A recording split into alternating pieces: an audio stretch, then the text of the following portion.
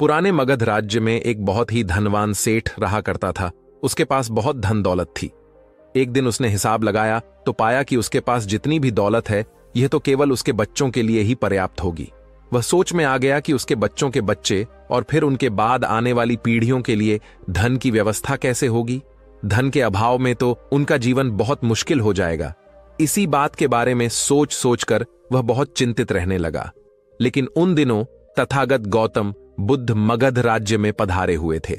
तभी उसे किसी ने बताया कि तुम गौतम बुद्ध की शरण में जाओ और तुम्हारी चिंताओं का समाधान अवश्य कर देंगे। वह इंसान बुद्ध के पास जाता है और कहता है, बुद्ध, मैं चाहता हूं कि मेरे पास इतना धन हो कि मेरे बच्चे, उनके बच्चों के बाद फिर उनके बच्चे, इसी तरह से अगली पीढ़ियां भी अगर मेरे धन का उपयोग करती रहीं तो मेरा धन समाप्त ना हो। गौतम बुद्ध मुस्कुराए और बोले, बिल्कुल ऐसा ही होगा, लेकिन उससे पहले तुम इस नगर के बाहर वाली कुटिया में रहने वाले परिवार को एक दिन के खाने की सामग्री देकर आओ। यह सुनकर सेठ बहुत खुश हो गया और तुरंत ही एक दिन के खाने की सामग्री से भरा थैला लेकर नगर की बाहर वाली कुटिया में पहुंच गया। वह जैसे ही कुटिया के अंदर गया तो उसने देखा कि कुटिया के अंदर एक बूढ़ी सास और उसकी जवान बहू है। बूढ़ी औरत बैठकर ध्यान कर रही थी और उसकी बहू रसोई में खाना बना रही थी। सेठ ने बहू की तरफ देखकर खाने की सामग्री का थैला आगे देते हुए कहा, मैं इस नगर का एक अमीर सेठ हूं और तुम्हारे परिवार के लिए एक दिन के खाने का राशन लेकर आया हूं, इसे रख लो। यह सुनकर बहू ने मना करते हुए कहा, लेकिन हमारे पास आज के खाने की व्यवस्था है। सेठ ने कहा, तो इससे कल के खाने की व्यवस्था हो जाएगी। उस औरत ने कहा, माफ करें, लेकिन हम अगले दिन के लिए इकट्ठा करके नहीं रखते हैं। हम रोज के खाने की व्यवस्था रोज ही करते हैं। यह सुनकर उस सेठ ने सोचा, एक ये लोग हैं जो अपने कल के लिए भी इकट्ठा नहीं करते और एक मैं हूं जो अपने आने वाली कई पीढ़ियों के लिए धन इकट्ठा करने की चिंता में मरा जा रहा हूं। अब उस सेठ को समझ आ चुका था कि आखिर गौतम बुद्ध ने उसे नगर के बाहर वाली कुटिया में क्यों भेजा था। अगले दिन सुबह होते ही वह सेठ फिर गौतम बुद्ध के पास पहुंच गया और बोला, तथागत, आप जो मुझे समझाना चाहते हैं अब मैं समझ चुका हूं, लेकिन क्या आप मुझे थोड़ा विस्तार से समझाएंगे कि चिंता होती क्या है या कैसे पैदा होती है और इसका निवारण क्या है। गौतम बुद्ध ने कहा, भविष्य के लिए की जाने वाली चिंता हमारे कल को बदले या ना बदले, लेकिन वह हमारी आज की खुशी जरूर छीन लेती है। चिंता एक ऐसी मानसिक बीमारी है जो हमारे जीवन से हर तरह की खुशी छीन लेती है और इसे नीरस बना देती है। असल में चिंता का कोई वास्तविक रूप नहीं होता।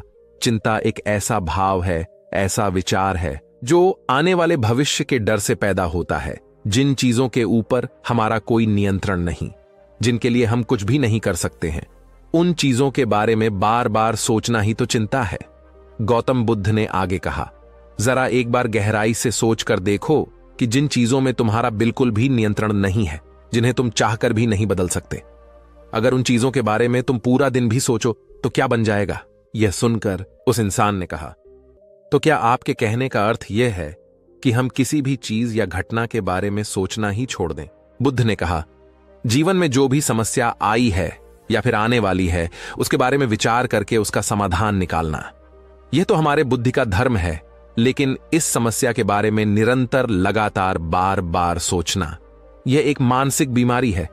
जब हमारा दिमाग किसी एक घटना, किसी एक विचार में अटक कर रह जाता है, इस एक चीज या घटना के बारे में पूरे दिन सोचता रहता है, तो ऐसा विचार हमारे जीवन से सारी खुशी, सारा चैन, सारा आनंद छीन लेता है। चिंता करने का सीधा सा अर्थ है कि जो हमारे जीवन में हुआ ही नहीं उसके बारे में व्यर्थ ही सोचते रहना ना समझी है। बुद्ध ने सेठ की तरफ इशारा करते हुए कहा, आखिर सोच सोच कर तुम क्या बदलोगे, लेकिन हां, अगर तुम उसके लिए कुछ कर रहे हो तो जरूर कुछ बदलाव ला सकते हो। लेकिन अगर उस चीज या घटना के बारे में तुम बार बार सोचना छोड़ दोगे तो कुछ नहीं। बिगड़ने वाला तो क्यों सोचते रहते हो? एक ही बात के बारे में क्यों अपनी हर खुशी और जीवन की शांति को अपने ही हाथों उजाड़ रहे हो? लोग भविष्य की जिन घटनाओं के बारे में सोच सोच कर परेशान होते रहते हैं, उनमें से ज्यादातर घटनाएं तो उनके जीवन में कभी घटती ही नहीं। चिंता करने से तुम्हारी आने वाली समस्याओं का समाधान नहीं होने वाला, लेकिन तुम्हारा आज का सुख चैन जरूर चला जाएगा। तुम एक बात का अनुभव करना कि चिंता से भरा 1 घंटा तुम्हें पूरे दिन की मेहनत से ज्यादा थका देता है। असल में जब कोई अप्रिय घटना वास्तविक जीवन में घट भी जाती है तो हमें उतना दुख नहीं देती जितना हमने उसके बारे में मन में सोच सोच कर खुद को दुखी किया था। सेठ ने गौतम बुद्ध से पूछा, तथागत, तो फिर आपके अनुसार जीवन जीने का सही तरीका क्या है? बुद्ध ने कहा, बीते हुए कल का दूसरा नाम है पश्चाताप, उदासी, और भविष्य का दूसरा नाम है संघर्ष। अगर आज हमारे मन में कोई इच्छा है और वह पूरी नहीं होती तो मन भविष्य की योजनाएं बनाने लग जाता है। भविष्य में सारी इच्छाएं पूरी होगी ऐसा सोचने लगता है, लेकिन जीवन ना तो भविष्य में है और ना ही अतीत में। जीवन तो इस पल का नाम है, अर्थात इस पल का अनुभव ही जीवन का अनुभव है। और हम यह सब जानते हुए भी इस सत्य से अनजान बने रहते हैं। या तो हम बीते हुए समय की यादों में खोए रहते हैं या आने वाली समय की योजनाएं बनाते रहते हैं और हमारा पूरा जीवन बीत जाता है।